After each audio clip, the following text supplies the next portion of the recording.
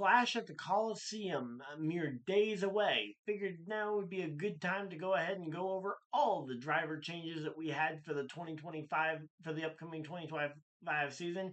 Whether you're an experienced veteran like myself or if you're new to the sport, we could all use a good refresher every once in a while to remind us of where everybody ended up. So, yeah, we'll go ahead and we'll be going through all 36 full time chartered teams. But yeah, so let's get right into the video.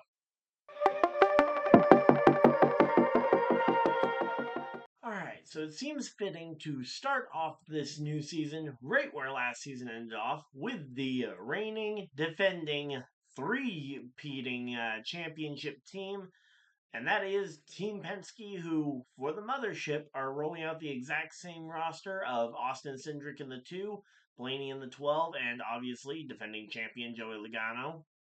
As much as I hate to say that, he'll be in the 22 once again. No changes at the in-house, although their affiliate team Wood Brothers, who they work very closely with, made the swap to out Harrison Burton in exchange for Josh Berry, who came in via the Stewart-Haas Racing downsize. Stewart-Haas Racing downsized from 4 cars down to only a sole car effort this year with driver Cole Custer, who has family ties to the team, and they sold off 3 of their 4 charters. Now, where those charters ended up? Front Row Motorsports bought one to expand to a 3-car team, bringing in Noah Gragson and Zane Smith to the team after watching Michael McDowell leave in free agency. We will get to him in a bit. And they retained Todd Gilliland from the team as well. He will move over to the 34. Though this year, Noah Gragson, I believe, will be in the 4, and Zane Smith, I believe, will take over the classic number 38. Another one of the Stewart-Haas Racing charters was bought by Team Trackhouse, who expands their roster to include a 3rd driver this year. Their 3-car lineup will be Ross Chastain and Daniel Suarez from years past, driving their 1 and 99 cars respectively, and Shane Van Gisbergen, the exciting rookie out of New Zealand, comes in to be the 3rd driver. He will drive car number 88 for Trackhouse Racing this year, and look for him to be a force at the road courses. Then the 3rd and final of the Stewart-Haas charters that were sold off went to 2311, where they retained their 2 drivers from last year, Bubba Wallace and Tyler Reddick. And the 3rd charter was used to also bring in a rookie driver.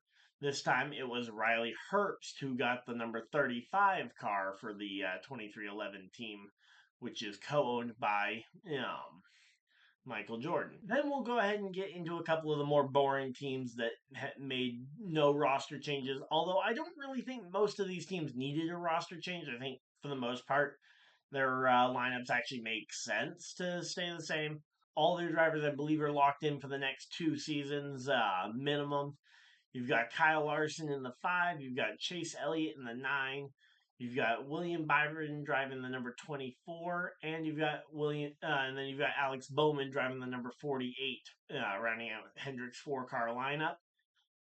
Austin Dillon and Kyle Busch will make up the RCR roster once again, as Kyle Busch will be attempting to try and break his now over a full year winless streak after he went winless for the first time in his NASCAR career. Ricky Stenhouse Jr. returns to the number 47 team, which has been renamed to Hayek Motorsports in the wake of a lot of the partners from JTG Doherty leaving. Curious to see how that sponsorship will round out, but they did retain Ricky Stenhouse Jr. at the driver position.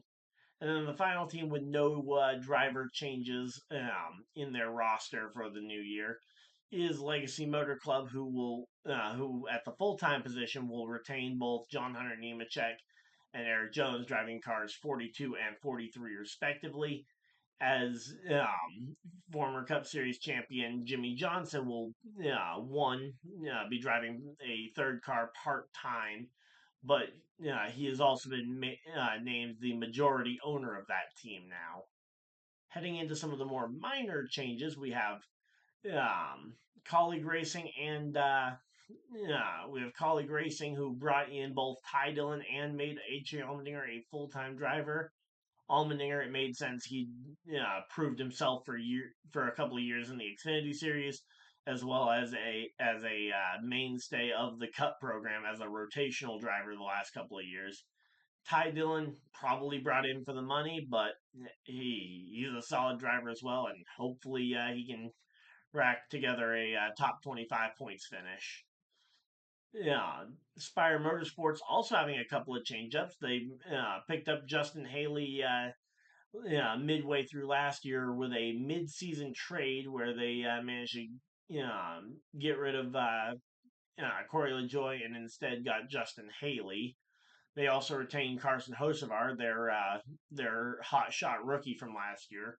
And in steps Michael McDowell to the third Spire car, and he will drive number 71 this year in the NASCAR Cup Series. Say Brad Keselowski and Roush Fenway Keselowski Racing show up, and they actually expanded their roster as well.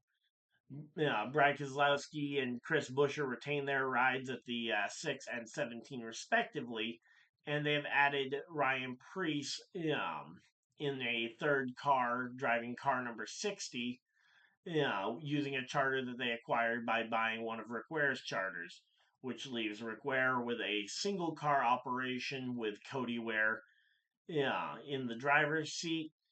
And last but not least, we have the Joe Gibbs Racing team, which is mostly the same as last year. You've got 2311 co-owner Denny Hamlin driving his classic number 11. You got Christopher Bell, who a lot of people say is one of the best Toyota drivers and arguably one of the championship favorites for this year, driving his number 20 car. Ty Gibbs back in the number 54 car as he was the last two seasons.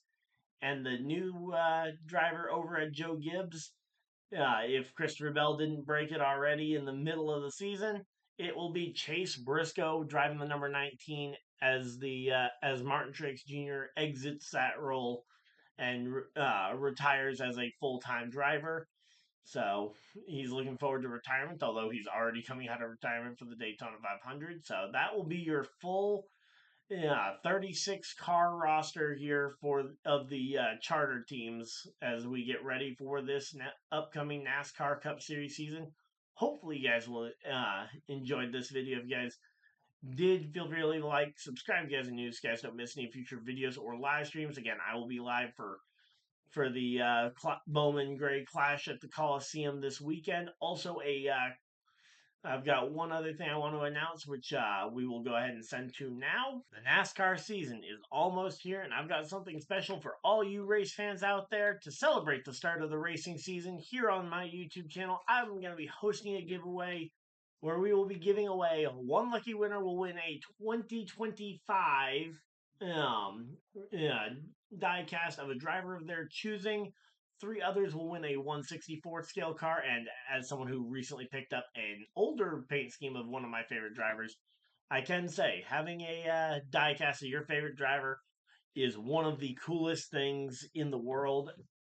So to enter, it'll be nice and easy. There's a link, top link in the description. Head over to that link, follow the instructions, and you will be entered to win one of those. And that's not it. You will each winner will also get one of the T-shirts from the Ryan Dyer shop. There will be some more some new designs dropping as soon as I get my normal computer back. And the winners will be announced during my Daytona 500 stream on February 16th, and then I'll post the results on all my other social medias afterwards. So best of luck to everyone, and here's to an exciting racing season. But yeah, so thank you guys for watching this video. If you guys did enjoy, feel free to leave a like on the video, subscribe if you guys are new so you guys don't miss any future videos or live streams. Should be some links on the screen to some other videos if you guys want to go check something else out now. But until next time, hopefully you guys enjoyed, and I will see you guys in the next video. Live stream, whatever you guys decide to do with the rest of your night. Have a great night, everybody, and goodbye!